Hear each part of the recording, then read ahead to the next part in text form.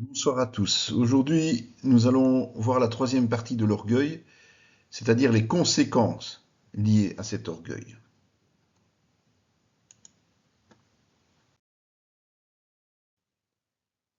La première conséquence dramatique est l'égarement et la chute. L'orgueilleux va d'abord s'égarer loin de la vérité. Et les raisons de cet égarement sont l'entêtement. Cet entêtement va jusqu'au refus de se repentir, mais aussi les ambitions personnelles démesurées. Finalement, l'arrogance produit la chute, et pas n'importe quelle chute, une chute publique visible, et la honte qui s'ensuit.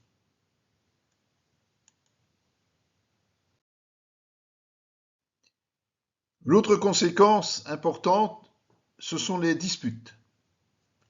En s'éloignant de la vérité, l'arrogant ne peut que devenir menteur comme le diable, et il va médire contre ses frères et sœurs.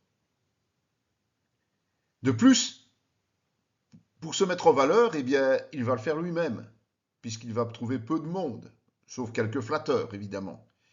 Et pour ce faire, il va s'assurer le soutien en favorisant des gens qui vivent comme lui dans le péché, au détriment des serviteurs fidèles. Une telle attitude entraîne des disputes incessantes et malheureusement des divisions dans le corps de Christ.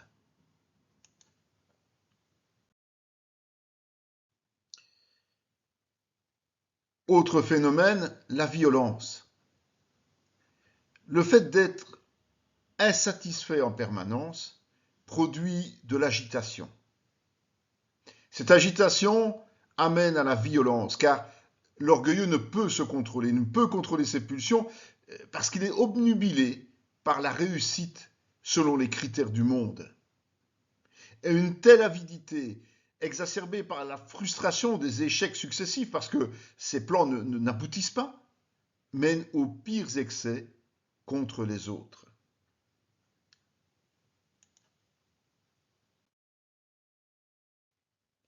Enfin, il y a le dédain pour les faibles. À tort, évidemment, l'orgueilleux se considère comme supérieur à tous les autres membres de la communauté. Rappelez-vous ce que disait Jésus concernant les pharisiens. Certains se croient même au-dessus de l'Église universelle.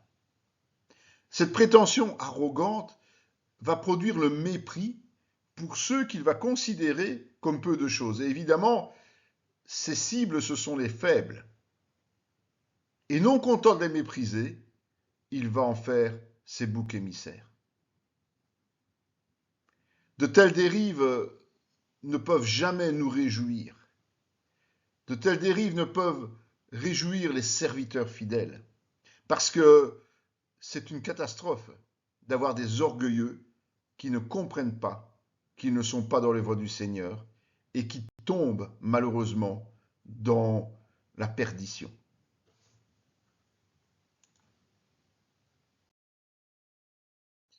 Cette troisième partie sera encore suivie par deux autres, mais en attendant, nous vous invitons à nous rejoindre sur nos différentes plateformes pour partager avec nous cette richesse de la vérité.